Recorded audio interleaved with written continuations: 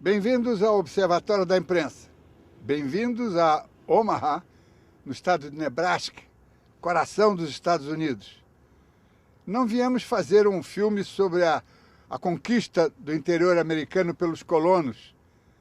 Viemos encontrar uma figura mitológica, um Midas, onde ele põe a mão, é um grande negócio.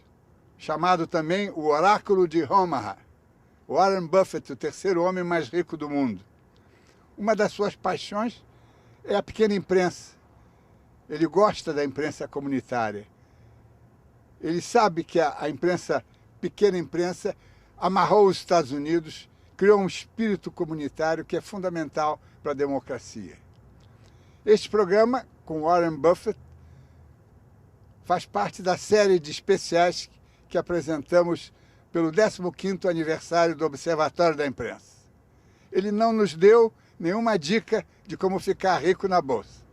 Apenas falou, e falou muito, do seu prazer de folhear jornais. Warren Buffett, o mais bem-sucedido investidor do mundo, nasceu em Omaha no dia 30 de agosto de 1930. Foi o segundo de 3 filhos de um corretor da bolsa e congressista dos Estados Unidos. Desde criança, já se interessava por fazer e guardar dinheiro. Ia de porta em porta vender balas, Coca-Cola e revistas semanais. Em 1942, quando o pai foi eleito para o Congresso, Buffett muda-se com a família para Washington. Lá, passa a entregar jornais, entre eles o Washington Post. O interesse por investir na Bolsa de Valores surgiu aos 10 anos, quando comprou ações para ele e a irmã em viagem a Nova York. Durante o ensino médio, já tinha acumulado o suficiente para investir na empresa do pai. Na universidade, se encanta com as análises econômicas de Benjamin Graham e se forma em economia. Em 1952, casa-se com Susan Thompson, com quem teve 3 filhos. O casal passou a viver em casas separadas em 1977 e ficam assim até 2004, quando a mulher morre de câncer. Warren Buffett ficou transtornado com a morte da primeira esposa. 3 anos depois, ele se casa com a colega de empresa Astrid Menks. A fama não o fez mudar. É um homem de hábitos simples. Vive na mesma casa comprada em 1958 e até hoje é seu único imóvel. Apesar de ser um dos homens mais ricos do mundo, o seu salário anual é pequeno para o tamanho da fortuna, $100 mil por ano. Mesmo com todo o poder de compra que tem, não é adepto das novas tecnologias, não usa celular, não tem computador e dirige o próprio automóvel como qualquer um. Mr. Warren Buffett, before anything else, let me thank you for this privilege to having you at our 15th anniversary. That's terrific. Of the weekly program Observatory of the Press. Does media matter to the people? Well, all my life, I'm a particular enthusiast about newspapers, and I grew up on them, and I deliver them, I read them. Half of the money that I started with when I was 21 came from delivering newspapers. I delivered 500,000 newspapers, and good newspapers. And the good Washington newspapers. Post. Absolutely, the Washington Post and the Washington Times Herald. I had 4 paper routes actually, but you know, it's the means by which you become informed about your society, and the newspaper business has changed a lot in the United States, but it still tells me a lot about things that I want to know about. For a big newspaper, ought to be indispensable.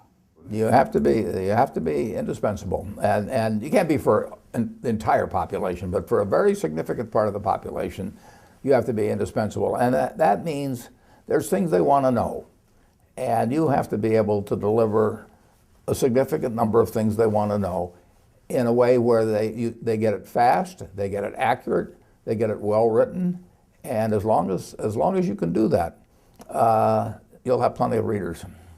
Yes, but it's more or less easy to be effective in a community newspaper because people are focused in their subjects. It's easy. But in a big newspaper, in such a world like ours, how to be indispensable? I don't know how to do it if I'm in New York or Los Angeles. I mean, it's not a cohesive enough community. But in a town like Omaha, or many of we're in 28 or 29 cities now, and towns. Those places where we are have a real sense of community. They care about their high school football teams or wrestling teams or basketball teams. They care about what's going on with their city council. They care about a lot of issues that really aren't covered on national television, and they want to know about their neighbors, what they're doing, and newspapers can give them that information as long as the people really care about the community. Now, if they just look at themselves as being here today and gone someplace else tomorrow, they're not going to be a customer. But you see a kind of future for the big newspapers to be indispensable. I don't think I know the answer for the really big metropolitan areas. If you get to a Chicago or a Los Angeles, there's just too many different areas where people in one part of it are focused on this part of the city, that people over here are focused on another part, and you really can't talk to the whole city. I mean, there's not enough newsprint to do it. So I really like a community where there's a very significant percentage of the people that care about similar things. They may go to the same church that their parents went to, and their children will go to those parents. They'll get married there, and they'll die in that area. They'll know the people in the high school. The newspaper will be meaningful to them. We spoke about your political, how you deal with the politics, but your political opinions are very clear, very clear. While you voted for President Barack Obama, 10 out of 12 of your newspapers that endorsed one candidate supported Mr. Romney. Mitt Romney. Yeah. How do you manage to coordinate this? Well, I don't coordinate it. I don't have a problem with that. Each of our publishers and editors of all those different papers, not all of them endorsed, but 12 endorsed, they make their own decisions. They reflect their own communities, and I'm not imposing any opinions from my office in Berkshire at all, and I won't. I've written about this because I won't be around forever, and somebody's going to succeed me, and I want them to follow the same policy, so that's why I write about it. I'm sort of boxing them in so that they will follow a similar policy, because the paper doesn't belong to them. It belongs to the company. And it really belongs, in a sense, to the community in which it exists. I mean, I can't tell the people we own a paper in Richmond, Virginia. I can't tell them about Richmond, Virginia. I mean, that's up to the people there to run the paper right. Mm. Do you think that a community-minded website could do the same job of a printed newspaper? Well, I think if we don't do the job, somebody else will do the job. But we're the natural people to do it, because we do have the tradition. So many reporters and so many editors, and they know their communities. So if we do the right job, our website will be far better than anybody else could have, and it wouldn't make sense for them to compete with us. Do you think that the non-profit model could help the survival of the local press? I mean, foundations and... Yeah, there's one major paper, St. Petersburg, in the United States, that's owned by a foundation, but I think it's not. I don't think nonprofit's a good model, because nonprofit usually turns into big losses eventually, and I think newspapers should be run as a business, a very special business. But I think that there's a discipline to earning a profit that causes people to be a lot sharper in thinking about things. And once you get into the nonprofit world, it becomes a little bit like government running something. The three richest men listed in Forbes magazine are Carlos Slim, the Mexican, Bill Gates, and yourself. All of you are somewhat involved with media or communications. Do you think it's a coincidence or a trend? Well, that's a good question. I think to some extent it's a coincidence, because if you take the 15 or 20 there are not too many. Some of them are connected with media, and others are not. Some have made it in terms of the very new social media. If you take a Mark Zuckerberg or somebody like that. In a recent interview, you mentioned that you'd be willing to wear a safari outfit and go searching for elephants. Was this a metaphor for a new investment strategy, big game? Well, it's not it's a metaphor, but it's a metaphor for a strategy that we've been following for quite a while. Not in media. And no, not in media, but we'll be buying smaller newspapers in media.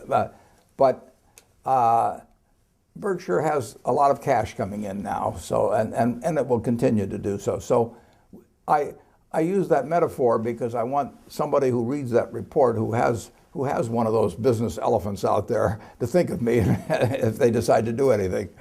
But do you think that the generation being raised on Facebook and Twitter could still be inclined to pursue a traditional journalistic career? There will be some. It won't be like it was 50 years ago, but there, the journalism schools are still turning people out. There are people that want to be reporters, that want to work with a newspaper, and if a son or daughter of mine had an interest in becoming a reporter for a newspaper, I'd encourage them. If I didn't do what I do in life, running Berkshire Hathaway, I think I'd like to be a reporter. Oh, yeah? Yes. Good.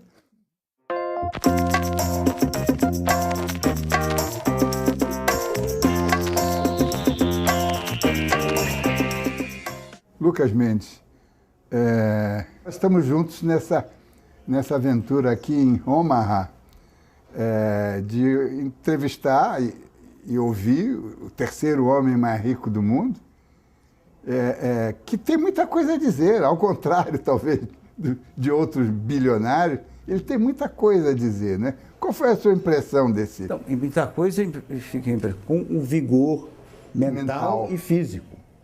Porque ele está com 82 e expondo e falando com aquela clareza, não se perde hora nenhuma, vai direto no ponto, fala bem, é um bom orador e também é um bom escritor, né? Escreve um craque no texto. E engraçado que ele ainda falou que o sonho dele, que ele queria ser repórter, né? É muito. Mas essa saúde mental dele é impressionante. E engraçado que ele atribui isso muito à vida dele, ao sucesso dele. Duas coisas. A sorte, ele disse que ele teve a sorte de ter nascido homem na década de 30 e nos Estados Unidos. Três sortes incríveis. Agora, entre parênteses, a década de 30 nos Estados Unidos foi uma debacle da depressão. Né? Mas ele já ele era muito novo, né? Não, ele deve ser de 31. Então ele não sofreu, mas ele em 1945, quando ele já estava adolescente, já tinha saído daquela, já tinha saído daquela miséria. E era quando ele começou a entregar jornal, ele fazia aquelas, com 11 anos ele estava comprando ação, ele comprou 3 ações e entendia e sabia ler relatório de balanço de empresa. Uma memória prodigiosa. Para números, né? Para números e para coisa de investimento. Um dos gurus que ele cita é um professor da Colômbia, chamado Benjamin Graham, que escreveu Um Investidor Inteligente, da Intelligent Investing, que sabia o livro de cor do cara. E ele diz que a base foi aquilo. E o outro, que é uma história muito engraçada, foi um camarada chamado Dale Carnegie, que ele investiu $100... Como fazer amigos? E influenciar pessoas. Que muita gente achava que coisa mais jeca. Ele disse que foram os $100 mais bem investidos. Ele deu $100 para fazer o curso. E ele disse que aprendeu muita coisa. Era uma das coisas mais idiotas. Mas não era? O livro vendia no Brasil também horrores. Porque também saiu logo depois dos Estados Unidos. E era aquela fase os anos de ouro, JK e tal, todo mundo queria fazer amigos e influenciar pessoas. E ele disse que no caso dele deu certo. A outra foi a mulher, a Susan, que também é uma história incrível, porque ele era um camarada que saía com um sapato de uma cor, o outro de outra, não penteava cabelo, e ele casou com a Susan depois de 2 anos, tiveram 3 filhos e ela realmente cuidou dele. Ela falou, olha, escuta aqui, Arrumou ele. Você sabe fazer uma coisa que é ganhar dinheiro. Então, você vai ganhar dinheiro. Eu sacrifico a minha carreira, a minha missão, vou cuidar da sua casa, dos seus filhos. E quando ele ganhou muito dinheiro, ela falou, agora eu vou embora. E está ótimo, eu gosto muito de você, eu te amo, você é o homem da minha vida, mas eu vou para a Califórnia ser cantora. Olha que isso. Ela gostava muito de jazz. Ela foi para lá, mas antes de sair ela falou, você não sabe, você sai de casa sem pentear cabelo. Ela ligou para uma grande amiga dela, que ele conhecia, chamada Astrid. Uma governanta. Uma recepcionista de um restaurante francês. Então, ela falou, Astrid, você vai lá, faz uma sopa para o Warren, vê se ele está penteado. E eles ficaram amigos o resto da vida. Ele foi arrasado quando ela teve um câncer de boca, morreu em 2004. E porque eles continuaram sendo grandes amigos e mandavam cartão de Natal juntos, os 3. Agora, Lucas, nós conhecemos aqui Omaha, não é? Quer dizer, é uma cidade deserta. Agora, é uma cidade com, digamos, com uma história muito boa e ela gera, justamente por causa daquele silêncio, daquela vastidão, ela gera, digamos, pessoas interessadas, preocupadas. Eu não sei como é que vocês... Isso é o coração da América, né? Isso aqui é o centro. A coisa veio daqui. Veio daqui. Aqui. Agora, como é que é a história dele? Tem aí tantos livros sobre ele, né? Mas ele é um homem de Omaha, não é? Que teve a sorte de ter um pai que foi eleito deputado. 4 vezes. 4 vezes. Um republicano... Super conservador. Que ele próprio diz, muito republicano, que levou ele para Washington. Quer dizer, abriu, né? Abriu a cabeça e ele começou a entregar jornal Washington Post. Exatamente. E ganhou uma nota suficiente para pagar lá os seus estudos. Você viu quantos jornais? Eu não lembro quando ele falou, mas são milhares de jornais. Exatamente. Exemplares, né? Que ele entregou, ele ganhava 1 centavo por cada jornal entregue. Eram 2 jornais. Era o Times. O Washington Times e o Washington Post, que é o mais importante. E ele eventualmente comprou uma parte grande graças ao Nixon. O Nixon estava perseguindo o Post. Essa é uma boa história. Né? As ações do Post, que eram de 30 e tantos, caíram 70%. O que o Warren faz, ele sempre fez na vida? A ação está preço baixo, ele sabe ler que o Washington Post não tinha grandes dívidas, que era um negócio que ia dar certo. Era uma pechincha. Era uma pechincha que, vítima do Nixon, comprou e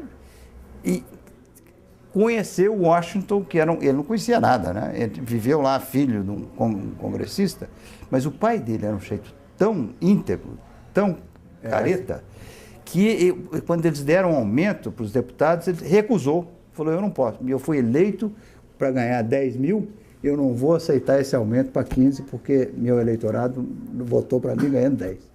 Eu acho que essa integridade, que é a grande força do Buffett, porque quando você teve uma crise como Salomon Brothers, na própria crise de 2008, se o Buffett falasse, é hora de correr, fechava. Ele não. Fechava o Wall Ele Street. até apoiou. Ele foi lá e bancou. No Goldman Sachs, né? Goldman Sachs. Goldman Sachs. Ele botou 15 bilhões. Nos 25 dias da crise, ele botou 15 bilhões uma de dólares. Coisinha. E comprando pedaço de banco, pedaço de financeira, de seguradora.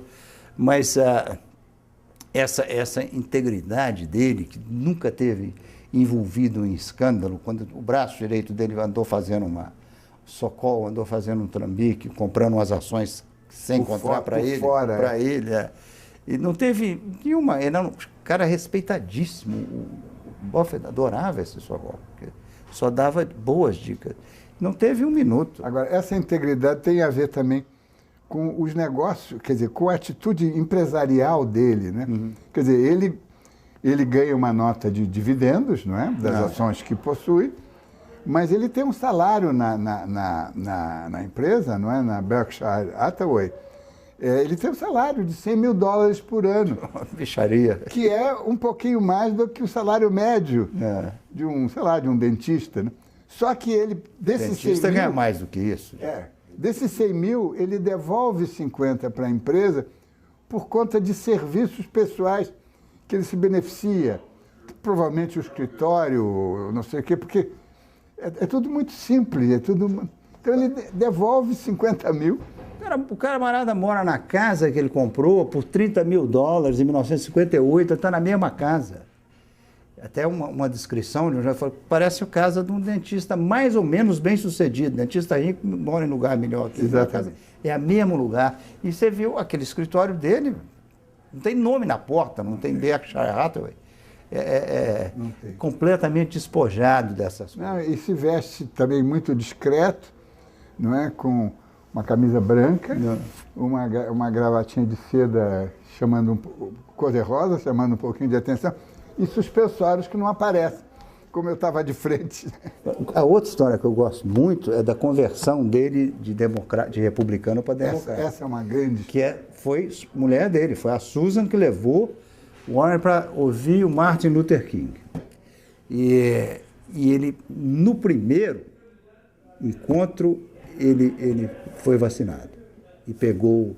E tem uma frase que ele lembra sempre do Luther King, é a seguinte: a lei não pode não chegar no coração, mas a lei protege o povo dos que não têm coração.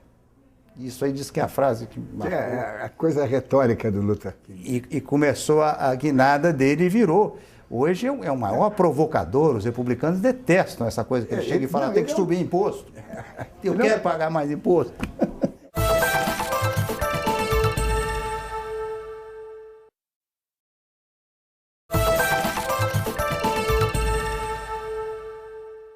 Nesse prédio de 14 andares, no centro de Omaha, sem nenhuma marca, sem nenhum sinal, sem nenhuma coisa muito visível, prédio construído há mais de 3 décadas. No segundo andar, na metade do segundo andar, funciona a holding Berkshire Hathaway, que é um império que controla 73 negócios de âmbito global, que movimentam 250 bilhões de dólares por ano. O americano Warren Buffett construiu um império com estreita ligação com a mídia, seja como investidor ou leitor. Ele se confessa um viciado em jornais e na década de 70 começou a adquirir ações do Washington Post. Logo depois, comprou o jornal Buffalo Evening News e parte da rede de televisão ABC. É proprietário também do jornal Omaha World Herald, de Nebraska. Apesar do agudo faro para os negócios, não foi influenciado pela queda nos lucros dos jornais quando decidiu comprar a companhia que controla 63 periódicos de cidades do interior. Como grande incentivador da mídia regional, já declarou que vai adquirir mais jornais locais. Para ele, o interesse dos leitores está na comunidade. E enquanto o padrão de conteúdo na internet não é definido, Warren Buffett disse que segue investindo em diários. Segundo ele, ainda existem cerca de 1.400 jornais em papel nos Estados Unidos, que trazem notícias do interesse de milhares de pessoas. You are addicted to newspapers, or you see yourself as one of those romantic publishers portrayed in so many movies in the past. I don't see myself as portrayed in any movie. No, but as a publisher or super publisher. I don't believe in that because our newspapers are owned by the company I run, Berkshire Hathaway. But we have maybe 1 million shareholders. We're not sure of the exact number. And so the paper doesn't belong to me. The paper belongs to Berkshire Hathaway. And our shareholders have all different kinds of political opinions. So it's not up to me to deliver my political opinion into those newspapers. So they each are run independently. You are known to read 5 newspapers a day. Is it in print or? It's in print. I'm old-fashioned. Yeah, it's in print. For sure, one of those 5 is your newspaper here, the Omaha. That's correct. Old Herald, Yeah. a very good newspaper. But and the other 4. Well, the other 4 are the New York Times, the Wall Street Journal, the Financial Times, and USA Today. All of them in paper. Yeah, I read those all print. And they come to the office. A couple of them come to the home, but I read those 5 every day. It's a challenge. How many hours do you? Oh, well, it is a challenge, but I enjoy it. I enjoy it. I not only learn, but I'm having a good time reading a newspaper. I mean, I don't know what I'm going to find inside. I know I'm going to find certain things that I'm concerned about, but I also get some surprises. I mean, there's stories there that I wouldn't know about otherwise. But it does tell me the things that are essential to me about my community. When we hear publishers, at least in Brazil, declaring that in 20 or 30 years from now, their newspapers or magazines are going to be entirely digital, could we say that they are somehow admitting their own failure? Well, it could be. I'm not that familiar with the papers in Brazil, but in the United States, I think our papers will be. They'll be in digital form, but they also will be in print form, and they complement each other. But we made a big mistake in this country, in my view, initially when digital came along, because we gave it away. And you know, if I'm going to drink a Coca-Cola, and in one place I can get it free, and another place I have to pay for it, I'm going to go where it's free. So you have to have a coordinated approach where people pay for the product. Your newspaper in Omaha was owned by the employees. By the employees, that's right. And not now, of course. Not now, but they were very happy to that you bought. Yeah. But this kind of solution could work in some cases. It used to work better when newspapers were more profitable, because then the people that came to work at the newspaper wanted to buy in, and there wasn't a problem for the people that were leaving to sell their stock to the people coming in. But as newspapers became less profitable, when the reporters or the editors would get to be older and want to sell, the new people coming in didn't want to buy. And so that model, which worked well for 50 years or more, quit working. And incidentally, that's the reason we ended up buying the paper here in Omaha. Right. There's a big discussion now in Britain, but also here, about the regulation of the press, the inquiring, Levinson inquiring, and people are furious that this will put in danger the liberty of the expression. But here in the States, in 1934, President Roosevelt began another kind of regulation, the FCC, which to this day functioned as an arbiter of fair competition by blocking cross-ownership of different media in the same region. Do you agree with those rules of the FCC? Well, I think they were more appropriate when the newspapers were terribly strong economically and the television stations. I don't think they're really needed as much now, and I think that's the general opinion in the United States, that they were very important 30, 40 years ago, when there was this really powerful media presence in many towns. But now there's way more cable outlets, and I mean, there's all kinds of sources of information available. So I think it's less worrisome if somebody owns a radio station plus a newspaper. I don't think they're going to dominate the information flow in the community. But for instance, the Washington Post doesn't have a network of television or a station. They have a group of television stations, but they don't have them in Washington D.C. Yeah. Now they had a television station at one time there, and they traded it for Detroit. This cross ownership. This is the main danger, I guess. In Brazil, for instance, it's everything cross owned. Yeah. And you have big companies with everything. Yeah, it's not a big deal here anymore. There's so many ways of getting information, including the internet. Your personal story, as you've told many times, is linked with you have ink in your veins. Absolutely, it still flows. Yeah, this interview will be shown at our anniversary and we intend to launch a kind of appeal campaign saying, do what Mr. Buffett does, buy a newspaper. Do you think that it will succeed? Well, I do. I really think that a wealthy person who lives in a community that they care about, it makes good sense to buy a newspaper, and then, but not to get too involved in trying to tell the community what to do. That's it. Yeah. Well, thank you, sir, and it was a pleasure. It's been a real pleasure for me. Thank you. Bye-bye.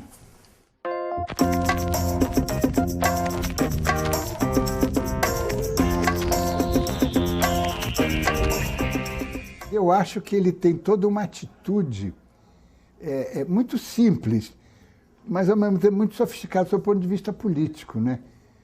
O negócio de apoiar os pequenos jornais, a base da democracia americana é a pequena imprensa, que ela desconcentra o poder. A pequena imprensa fiscaliza o prefeito, impede que se crie um caudilho local, um coronel, não é?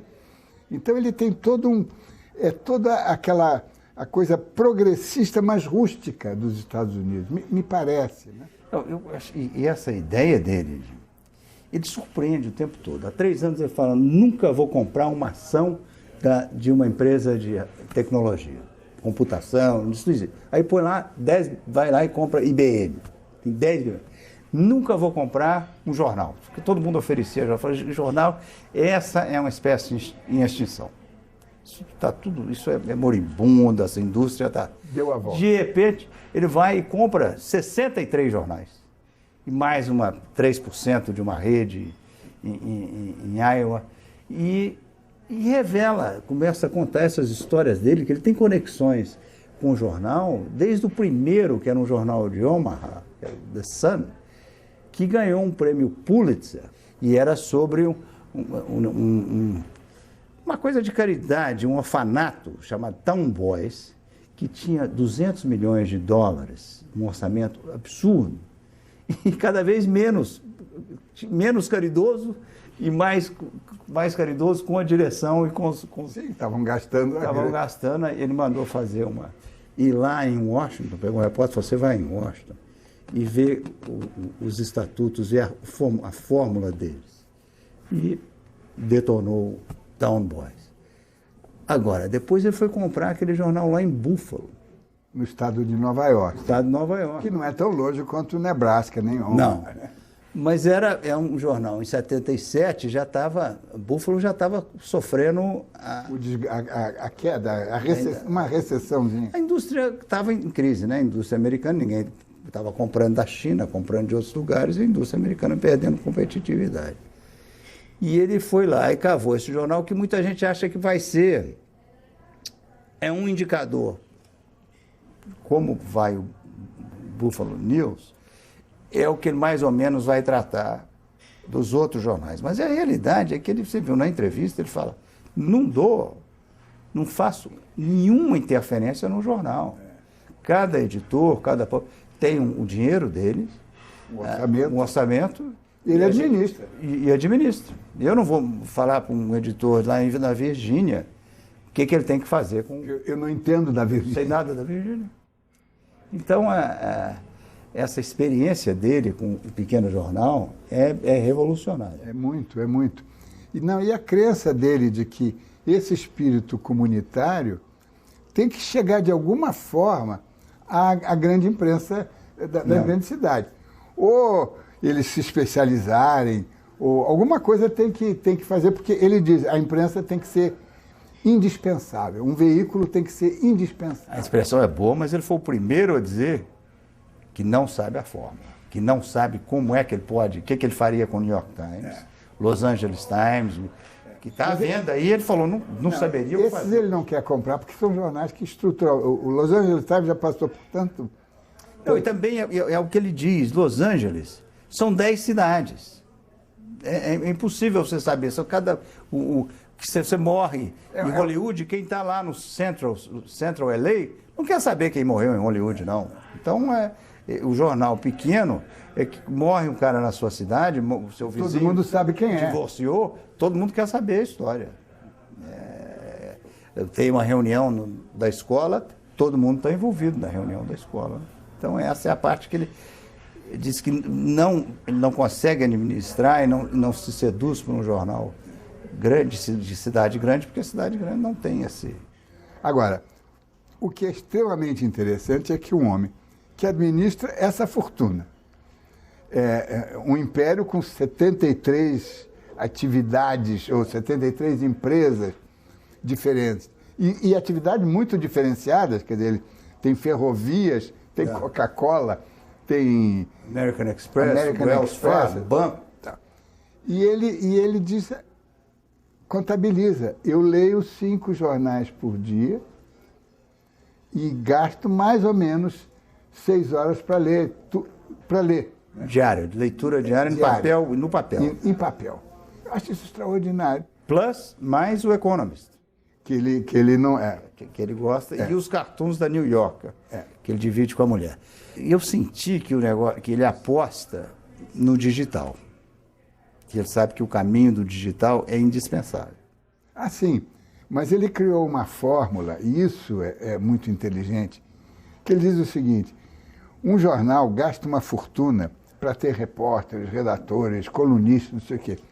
Por que ele vai botar esse conteúdo que custou uma fortuna de graça na internet? Isso aí. Então, o dado fundamental é assim, o jornal tem que vender, tem que fazer uma venda, tem que cobrar de alguma forma por esse serviço. Então, aumentando o preço do jornal, porque aí o sujeito faz uma assinatura e recebe um material digital e o jornal continua recebendo. Isso ele põe como fundamental. E diz que foi o grande erro dos jornais. Que eles fizeram digital e deram de graça. Então ele falou, se tem um de graça e se eu tenho que pagar pelo outro, eu vou ficar com o de graça. E é isso que está dando possibilidade ao New York Times fazer a virada. Eles estão cobrando. O Wall Street Journal se deu muito bem, porque o Wall Street não amoleceu. Começou cobrando caro, não dava desconto. É uma assinatura online cara. E eu tinha a impressão que o Wall Street chegou a mais de 700 mil assinantes online, que é um número alto. E o New York Times também estava indo bem. E agora é gozado que você citou o Wall Street Journal, que é do Murdoch, que é o oposto dele, não é? Quer dizer, é um barão da mídia, mas com as piores características de um barão da mídia. Ele não chega a ser um barão da mídia, é um barão das finanças, né? Mas com uma visão muito mais humana, né? Muito mais democrática e progressista também, não é? Quer dizer, ele está envolvido pelas causas, não é? As causas do país.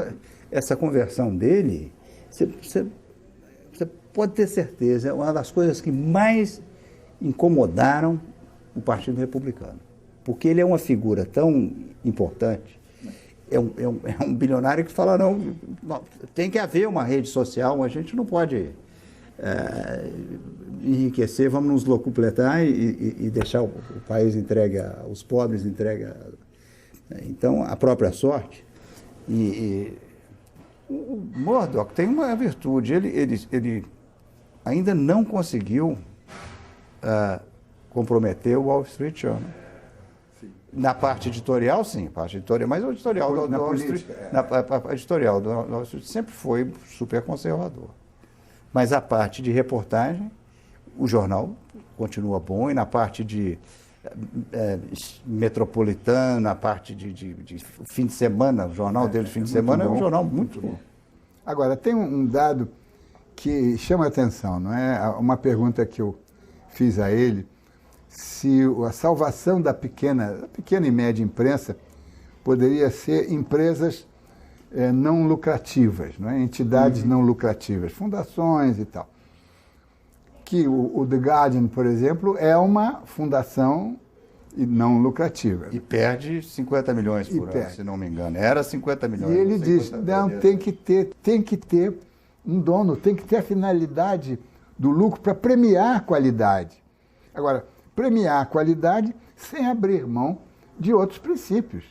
Não é? Que ele diz, A empresa jornalística não é do dono, é daqueles que compram o jornal. Que, por sinal, o jornal que ele comprou era... Quando o magnata morreu na década de 90, ele queria que o jornal ficasse, o Omaha, ficasse nas mãos de locais. Então ele pegou o jornal e vendeu a preço de banana para os empregados. E os empregados ficaram super agradecidos quando Warren Buffett foi lá e comprou o jornal deles. E voltou a ser propriedade... E com fins lucrativos. Mas o jornal, ele já teve uma circulação bem maior, ele circulava em 6 estados. E como aconteceu também com o Buffalo News, que dava um faturamento de 55 milhões de dólares por ano. Tinha uma penetração regional, né? Enorme. Que os jornais dele tem. O Omaha tem essa penetração, é 70%, que eles chamam, porque a penetração é onde os assinantes são daquele lugar, da sua terra. Então, o Buffalo News é o jornal de segunda maior penetração no país. E esse Omaha já foi o de maior penetração, agora ele está entre os 10 primeiros. Mas ele também mudou a circulação, mudou o número de tiragem.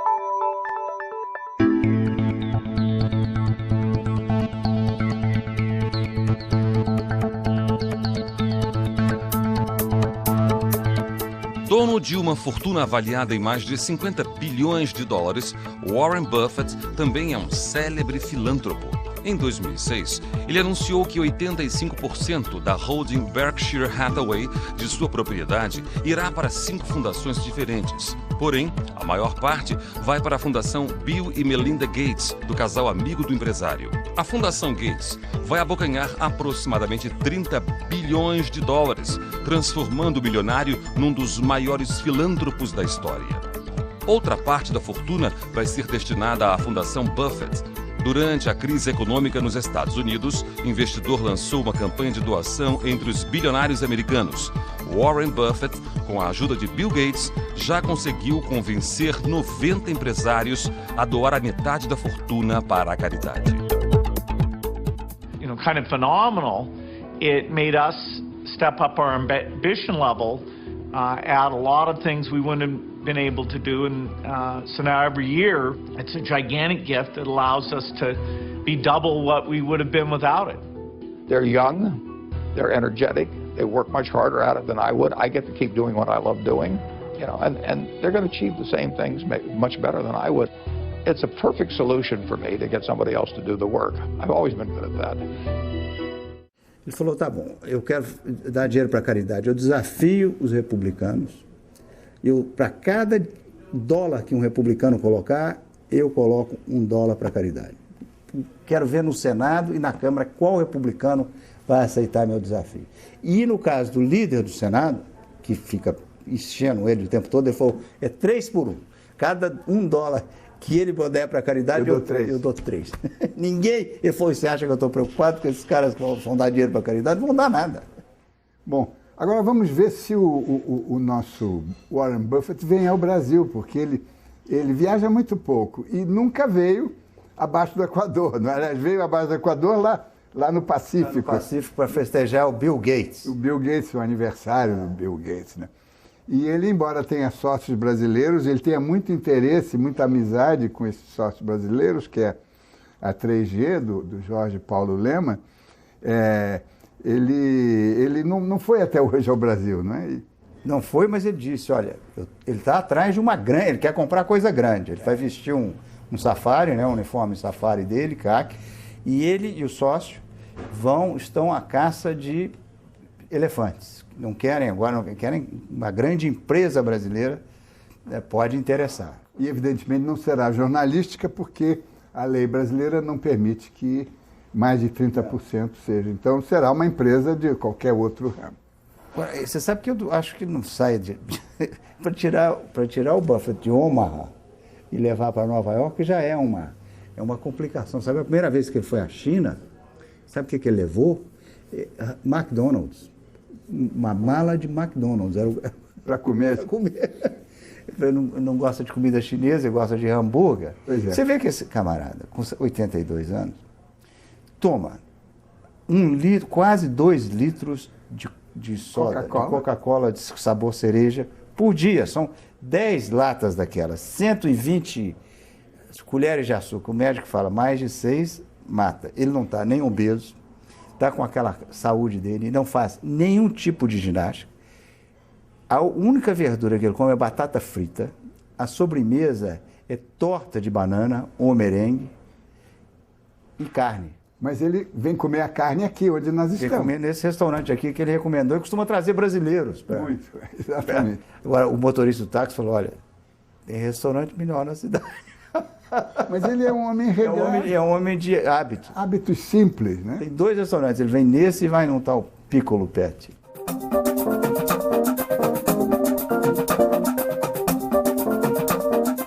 If you're in trouble, Warren Buffett can save you.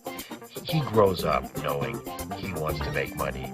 When I met Warren, he immediately started telling me how much better his way of making a living was than mine. Had a morning paper that was sort of flimsy, but they had Sunday, which was a hell of a paper, and Warren and I both knew that Sunday was only going to get stronger, and that you had to have a Sunday paper. And if he's putting money into a situation, they're going to assume that he's intelligent enough to be making that investment because he thinks he's going to generate a satisfactory return off of it. He's a unique leader. I can't think of anyone close. It's really weird when you've got a famous parent. Pulling out my credit cards in a store once and buying something, and someone saw my name and they said, "Oh, are you related to Warren?" And I said, "Yes." And they said, "Oh, you're so lucky." And I thought, what a funny thing to say. They don't know him. Now, yes, I am, but not for the reasons they think. I'm not lucky because I've got a rich, famous dad. You know, I'm lucky because I've got him. Having fun at what you do, doing it with some humor, that, you know, I'll always strive to do those things nearly as well as Warren does.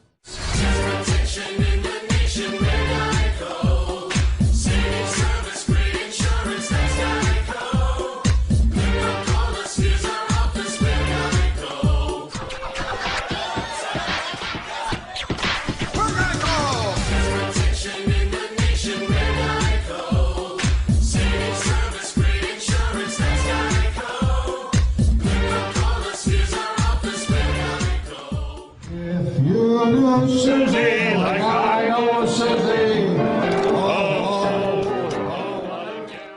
Nesses 15 anos do Observatório da Imprensa, uma das nossas protagonistas foi a pequena imprensa, aquela que poderá ser a grande pequena imprensa. E aqui em Omaha, onde entrevistamos o homem que aposta na pequena imprensa, Warren Buffett, o terceiro homem mais rico do mundo, estamos diante do jornal que ele acabou de comprar, mas que é um jornal antigo, de 1885, que vende 180 mil exemplares por dia e 200 mil aos domingos. Já foi um jornal pequeno, um jornal que já quebrou, um jornal que depois foi comprado pelos empregados, mas é um jornal que está vivo. Esse é o exemplo que queremos levar para o Brasil, de uma imprensa preenchendo os vazios deixados pela grande imprensa. E cada vez deixará mais vazios. E cada vez haverá mais oportunidade para os pequenos jornais. Acompanhando o Observatório da Imprensa, pela TV, pela internet, pelo rádio, você nunca mais lerá jornais como antes. Uma boa noite. You've got to give a little, take a little, and let your poor heart break a little. That's the story of love. You gotta laugh a little, cry a little, and let the crowd roll by a little. That's the story of, that's the glory of love.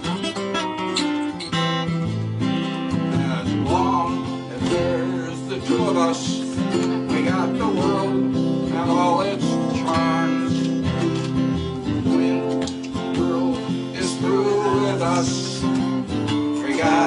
brothers are